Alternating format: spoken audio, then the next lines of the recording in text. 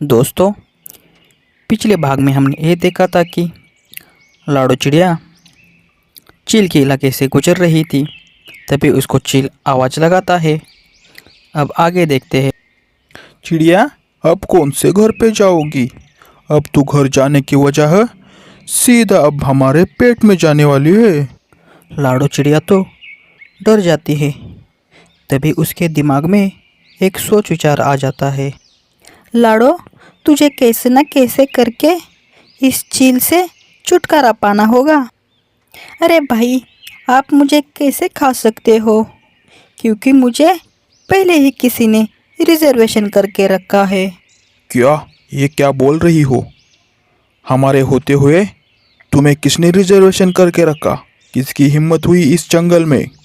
अरे वो और कोई नहीं, वो मेरे खुद के पति है। जन्म भर मैंने उनकी सेवा की, अब उसके बदले में वो मुझे खाना चाहते हैं। ये क्या? ऐसा कौन करता है? अपनी बीवी को ही कौन खाता है? जंगल में इतने सारे पंछी होके अपने बीवी को कौन खाता है? ये तो कुछ भी नहीं, उसने तो मेरे बच्चों को भी खाया है। अब तो वो मुझे भी खा लेगा और मुझे खाने का हक सिर्फ उन्हीं का है। अगर तुमने खाया तो वो तुम्ही को छोड़ेगा नहीं। क्या? ये कौन सी बात है? ऐसा कौन है जो इस जंगल में हमसे टकराएगा? हाँ है भैया, मेरा पति चील ही है। वो आपसे टकरा सकता है। अगर आप में हिम्मत है तो तुम उसको मार के मुझे खा लो। बताओ, है मंजूर तुम्हें?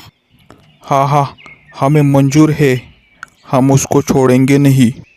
तो चलो मेरे साथ।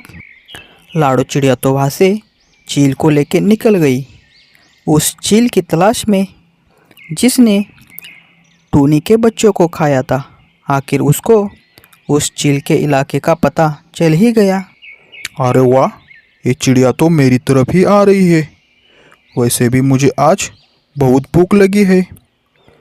मुझे लगता है आज खाना तलाशने की ज़रूरत नहीं पड़ेगी।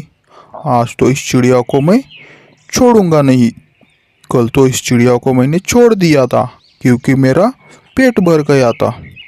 आप इधर ही रुक जाना, मैं उसके पास जाती हूँ। आप आगे मत आ जाना, नहीं तो वो चील सतर्क हो जाएगा। वो पहले आपके ऊपर हमला कर देगा। आप इधर ही रुक जाना, मैं थोड़ा आगे आगे जाके देख लेती हूँ। लाडो तो उस चील के पास चली जाती है। अरे वाह, क्या बात है चिड़िया, आज तो बिन बुलाए आ गई। आज तो तुझे मैं छोड़ूंगा नहीं। हाँ, मुझे खा लो, मुझे मार दो। मैं तो खुद ही आपके पास आई हूँ मरने के लिए। आपने जो मेरे बच्चे कल खा लिए थे, वैसे भी मैं अब जी के भी क्या करूँ मेरे बच्चे के सिवा। अरे वो चिड़िया, वो तेरे बच्चे नहीं थे, वो दूसरे पंछी के बच्चे थे। बाहर तो सारी बातें दूसरा चील सुन ही रहा था। इस चील को तो लाडो की बातें कुछ समझ में नहीं आ रही थी, पर उसने सोचा था कि ये मौका अब मैं नहीं गंवाऊंगा।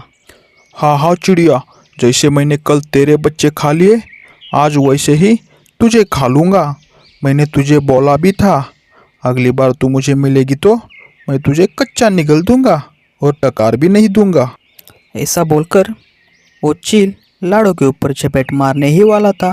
तभी दूसरा चील उसकी तरफ आ जाता है। अरे बेटा, तू कहाँ से आया है और हमारे जंगल में आके हमारे शिकार के ऊपर ताव मारेगा क्या तू? और हम तुझे ताव मारने देंगे क्या? ओए, तू मुझे नहीं जानता है। मेरी तो पूरी टोली ही इस जंगल में घुस पड़ी है। हम सब सारे साथ में आ जाएंगे तो तेरा तो खात्मा ही करेंगे और तुझे भी खा लेंगे। अरे बेटा, तू तेरी टोली लेके आ जा, तब तक हम तेरी डोली उठा लेते हैं। अरे तू कोई भी होगा इस जंगल का, पर फिलहाल इस चिड़िया के ऊपर मेरा हक है। इसका शिकार तो मैं ही करूँगा। मैं भी तो देखता ही हूँ तू कैसा शिकार करेगा। ऐसा बोलते हुए दोनों में बहुत ज़बरदस्त हाथापाई हो जाती है।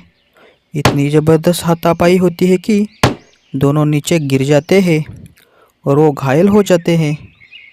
जब दोनों चील नीचे गिर जाते हैं तभी लाडो उनके पास आके कहती है, क्यों चीलो, बहुत ज़्यादा शेर बन रहे थे तुम तो, अब कहाँ गई तुम्हारी हवा?